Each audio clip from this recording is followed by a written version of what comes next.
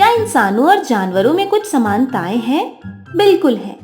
जैसे एक इंसान दूसरे इंसान से लड़ता है, वैसे ही जानवरों के बीच भी लड़ाइयाँ होती हैं। आज की कहानी है एक घने जंगल की, जहाँ एक विशाल पेड़ हुआ करता था।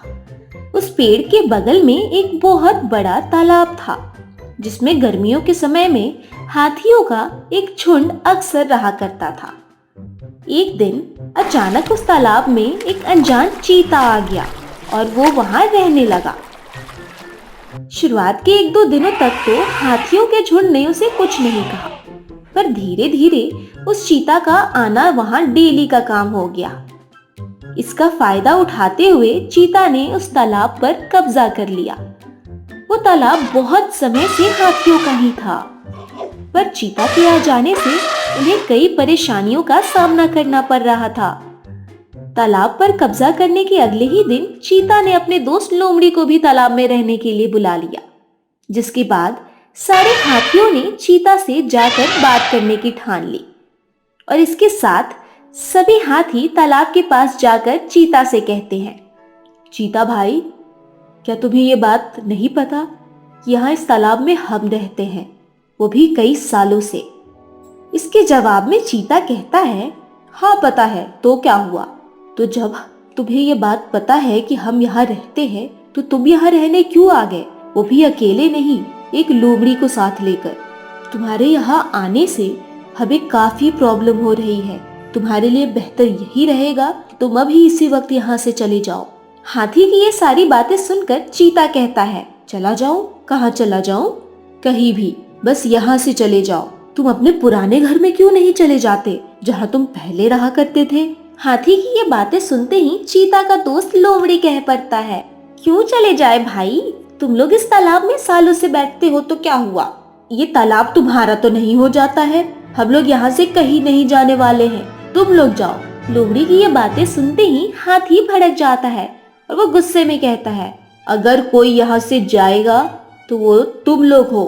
अब हाथी और अपने साथी लोमड़ी की बातें सुनकर चीता कहता है, ए होश की दवा करो, तुम्हें पता है तुम किससे बात कर रहे हो? तुम हाथियों की हैसियत ही क्या है मेरे आगे? हम जैसा कह रहे हैं वैसा करो, चलो जाओ यहाँ से। चीता की ये बातें सुनकर हाथियों का झुंड बिना कुछ बोले वहां से चला जाता है, पर चीता और लोमड़ी का ये बर्ताव उन्हें बिल्कुल पसंद नहीं आता है। जिसके बाद वो लोग आपस में बातचीत करके ये निर्णय लेते हैं कि चाहे कुछ भी हो जाए, वो चीता और लोमड़ी को वहां से भगा कर ही रहेंगे। फिर क्या था, हाथियों ने कमर कस ली और लग गए जोर शोर से उन दोनों को तालाब से भगाने की कोशिश में। ऐसे ही दिन बीतते चले जाते हैं। तभी एक दिन चीता लोमड़ी से कहता है, लोमड़ी, तुम्हें पता है मुझे किस चीज से सबसे ज्यादा गुस्सा आता है? इसके जवाब में लोमड़ी कहता है, कब चीता भाई? जब मैं तालाब में बड़े आराम से ठंडे ठंडे पानी के बीच बैठा रहता हूँ और मुझे उठकर शिकार करने बाहर जाना पड़ता है, पर मैंने इसका इलाज अब सोच लिया है। चीता की ये बातें सुनकर लोमड़ी चीता से पूछता है, मुझे भी बताओ, क्या आपने इलाज सोचा है इसका चीता भाई? मैं भी वही इलाज अपनाऊंगा। मैंने ये सोचा है कि आज के बाद मैं नहीं, बल्कि तुम जाया करोगे शिकार पर और मुझे यहाँ लाकर खाने को दोगे। चीता की ये बातें सुनकर लोमड़ी राजी हो जाता है। वहीं चीता और लोमड़ी की ये सारी बातें हाथी ने पेड़ के पीछे खड़े होकर सुन ली। जिसके बाद वो कहता है, जा लोमड़ी जा, चीता के लिए खारा पानी लेकर आ।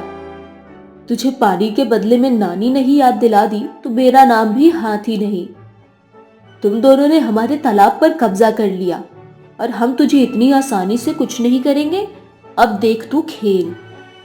फिर क्या था, चीता और लोमड़ी को परेशान करने का सिलसिला हाथियों ने शुरू कर दिया। लोमड़ी जैसे ही खाना लेकर तालाब के पास रख कर जाता है, वैसे ही हाथी वो खाना चुपके से उठाकर कहीं दूर फेंक देते हैं। चीता बहुत भूखा था और खाना ना देखकर वो गुस्से से लाल पीला हो गया। जिसके बाद उसने लोमड़ी की जमकर क्लास लगाई। लोमड़ी, मैंने तुमसे क्या कहा था? खाना लाने को ही कहा था ना मैंने। तुमसे इतना सा काम ना हो सका? तुम जब मेरे कहने पे इतना छोटा काम नहीं कर सकते, तू आगे जाकर तुम क्या मेरे वफादार बनोगे? चीता की ये बातें सुनकर लोमड़ी जवाब में कहता है, चीता भाई, आप मुझे डांट क्यों रहे हैं? मैंने तो खाना लाकर यही रख दिया था, पर पता नहीं ये सारा खाना कहाँ चला गया। तो क्या सारा खाना मैं खा गया? हो सकता है किसी जानवर ने चोरी से खा लिया हो चीता भाई। अब गुस्सा मत हो चीता भाई, मैं कल से इस बात का ध्यान रखूंगा। अगले दिन भी ठीक ऐसा ही होता है। लोमड़ी खाना रखकर वहां से जाता है ताकि और खाना ला सके। तभी हाथी वो खाना उठाकर वापस जंगल में कहीं दूर फेंक देते हैं। ये देखकर वापस चीता लोमड़ी से कहता है, लोमड़ी, तुम पागल वागल तो नहीं हो गए हो ना? मैंने तुम्हें खाना लाने को कहा था, कल की तरह आज भी तुम कोई खाना नहीं लाए। नहीं चीता भाई, मैं आज भी खाना लेकर आया था। आज तो मैं कल से ज्यादा खाना लेकर आया था और यही रखा था। तो फिर क्या सारा खाना जमीन निकल गया या आसमान? मैं खुद ये बात नहीं समझ पा रहा हूँ चीता भाई कि आखिर हर दिन खाना कहाँ चला जा रहा है।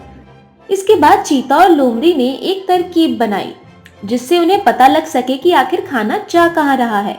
और अगली सुबह जब लोमड़ी वापस से खाना लेकर आता है और चीता के लिए वो खाना तालाब के बाहर रखता है, तभी वो एक पेड़ के पीछे छुप जाता है।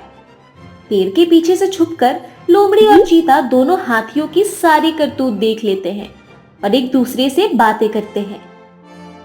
देखा चीता भाई, ये हाथी कैसे अपना खाना फेंक दिया करता था? हाँ देखा, पर अभी हम कुछ नहीं करेंगे। इन्हें निपटाना तो मेरे बाएं हाथ का खेल है, पर मैं देखना चाहता हूँ ये सब आखिर कब तक चलता है। ये सिलसिला अगले कई महीनों तक यूं ही चलता रहा, पर इस बीच हाथियों ने ये कई बार देखा भी कि चीता ने उनसे उसका खाना चुराते देखा है, पर फिर भी वो कभी आकर उनसे कुछ नहीं कहता। इस पर हाथियों को यह ताज्जुब जरूर होता कि आखिर चीता ऐसा क्यों करता है।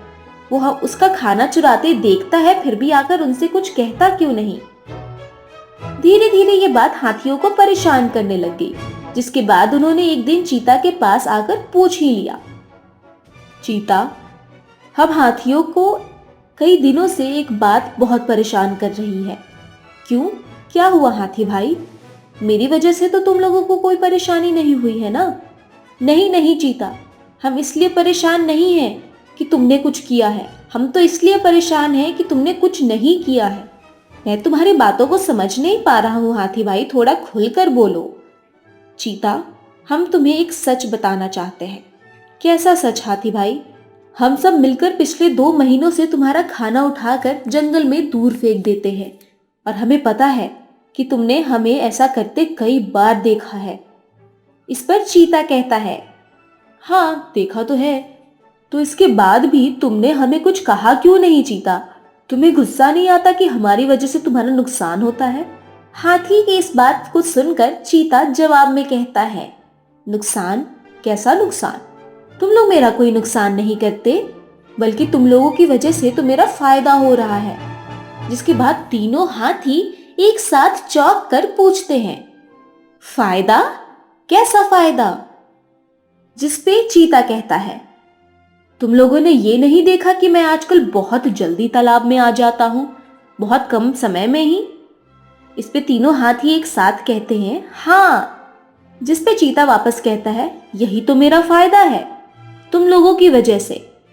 हाथियों को चीता की कोई भी बात समझ नहीं आ रही थी, जिसके जवाब में हाथी चीता से पूछता है, तुम क्या कह रहे हो चीता भाई? हमें कुछ नहीं समझ आ रहा है।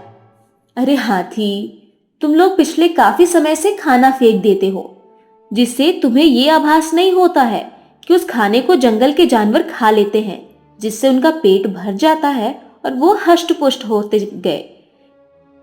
इसी वजह से मुझे अच्छे मांस वाले जानवर मिलते गए और मैं शिकार करके बड़े मजे से खाता रहा। इसके जवाब में हाथी कहता है, वाह चीता, उधर तुम मजे से अपना शिकार करते रहे, इधर हम ये सोचकर खुश हो जाते थे कि तुम्हारा खाना हमने फेंक दिया है और इस वजह से तुम भूखे रह जाते हो। इस पे चीता कहता है, मूर्ख हो तुम लोग, मेरी एक बात गांठ बांध कर सुन लो। अगर कभी कोई तुम्हारा नुकसान करे और उस नुकसान से बचने का रास्ता निकालने के बजाय उससे अपना फायदा निकालने का सोचो तो तुम्हारे लिए बहुत अच्छा होगा, क्योंकि नुकसान करने वाले जिंदगी में बहुत से मिलते हैं, पर उस नुकसान से अपना फायदा बनाने की कला सब में नहीं होती है। इस दिन के बाद से चीता और हाथी एक ही जंगल में और एक ही तालाब में हंसी खुशी रहने लगे।